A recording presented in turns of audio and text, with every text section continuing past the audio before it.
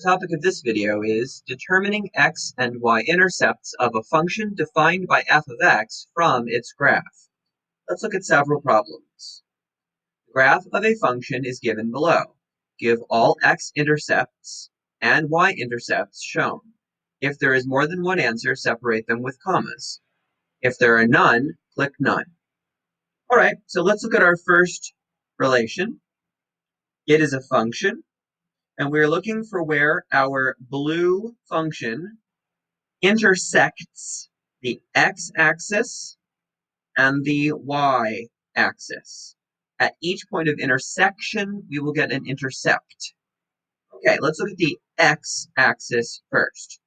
The blue line intersects the black line at this point right here, and therefore we have an x-intercept at 2.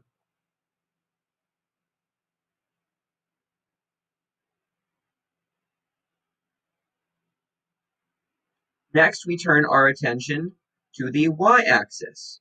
Where does the blue curve intersect the y-axis? Well, we can see that that happens at this location, and therefore we have a y-intercept at -2. X of 2, y of -2. Okay, let's move on to our next function. Once again, we're going to draw the x-axis. Where does the blue intersect the black?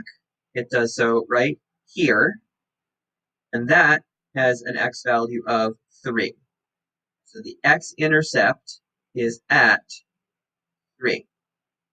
All right, next, where does the blue curve intersect the y-axis? The answer is it doesn't. Therefore, there is no y-intercept. Okay, third function. Let's draw the x-axis. Where does the blue curve intersect the black line that I drew on top of the x-axis? Well, we notice that it does so in 2 places, which means there are 2 x-intercepts. So our first x-intercept is at -3,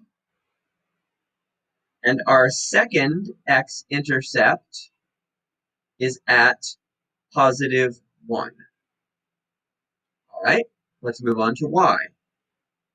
Where does the blue curve intersect the y-axis, shown by this vertical line that I've drawn? It does so here.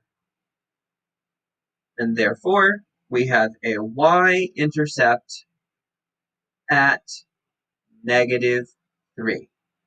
The x-intercepts are +1 and -3. The only y-intercept is -3. That completes these 3 problems.